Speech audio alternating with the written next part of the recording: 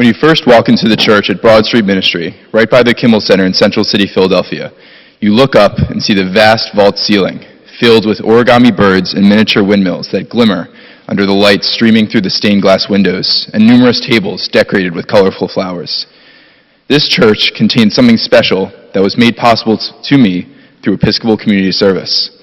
The blend of faith, worship, and social services make it a vital resource for the many underprivileged people living in Philadelphia. Encouraged by the staff, I've had meaningful conversations with the guests, learning about their stories and perspectives. I've also seen performers from the Philadelphia Orchestra playing music with guests after a meal, showing how valued the church is to the surrounding community. It is a sacred space that succeeds in its mission of radical hospitality. Our speaker, Mike Dahl, the executive director at Broad Street Ministry, is a man who pursues this mission of serving everyone that comes through the church's doors with welcome arms. He works tirelessly, someone who loves through truth and action and makes the lives of the people he serves better. Please stand to greet Mike Dahl.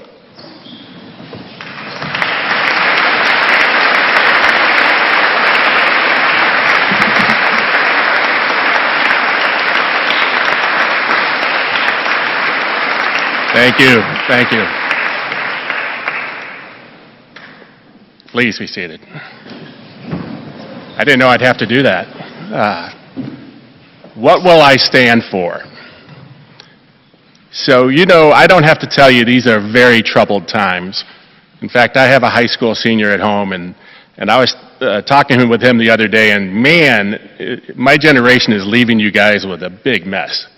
Whether it's global warming, the challenges we face with democracy right now, or the tremendous trauma of homelessness and hunger. Every single day, each of us is challenged to say, what will I stand for, in ways that are both big and small.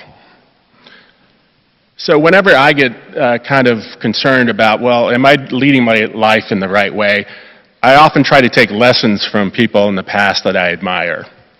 And one of my true heroes is Dr. Martin Luther King, Jr.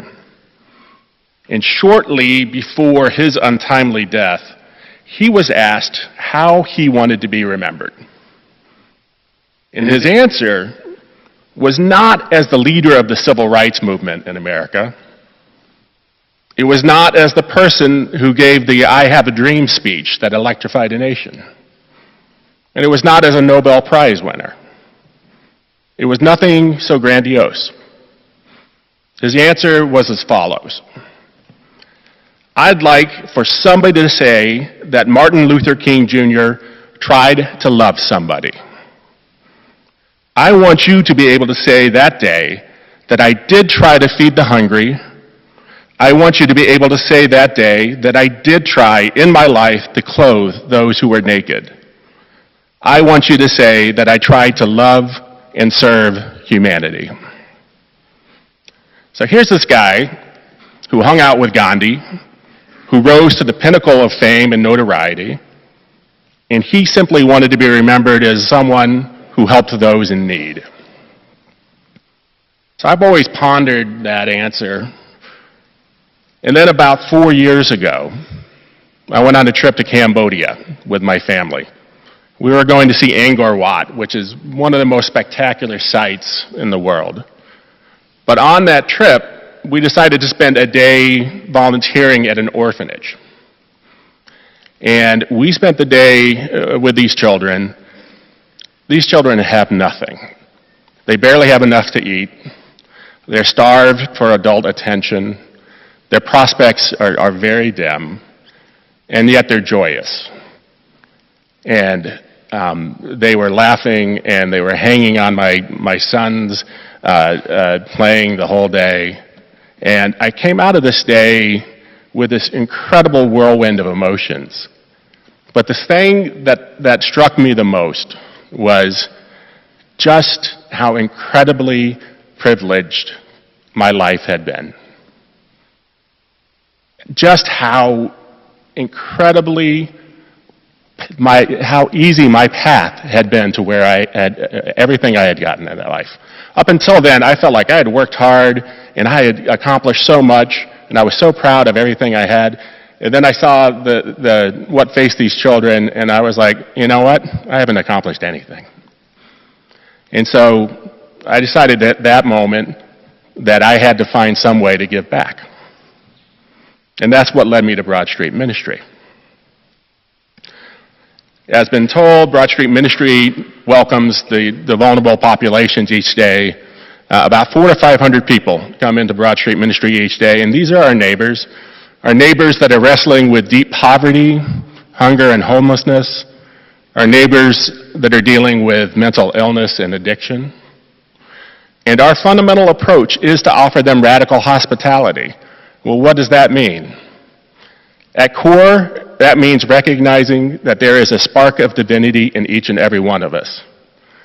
It's recognizing that the simplest acts of humanity can plant the seeds of hope even where before there was only trauma.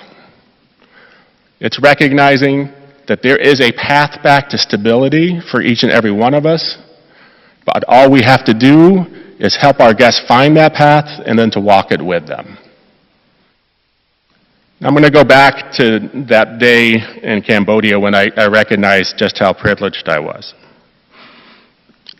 I've had what most people would say is a fairly successful career, I would think.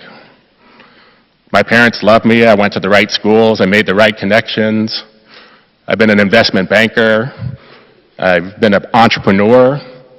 I've advised Fortune 500 CEOs and U.S. senators and even one U.S. president.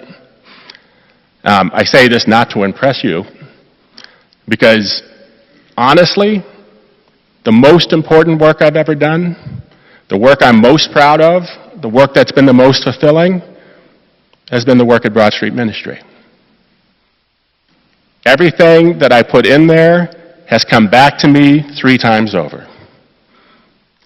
Because I thought I was going there and bringing all of this tremendous expertise I had to help the homeless and to help the unfortunate.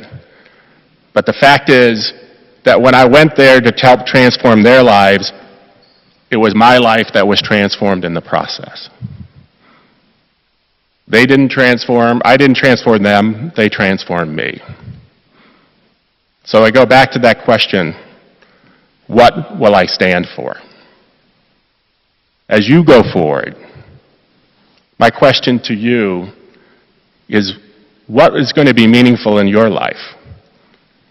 I spent a lot of time trying to find jobs that would impress others, trying to climb a corporate ladder, always trying to find a job that paid a little more, that offered me more resources, only to find out late in life that what really mattered to me, what was really important, was service to others. So I ask you, think about the work that's going to give your life meaning. Not the work that others admire, but the work that is meaningful to you. In silence, let us reflect on what we just heard.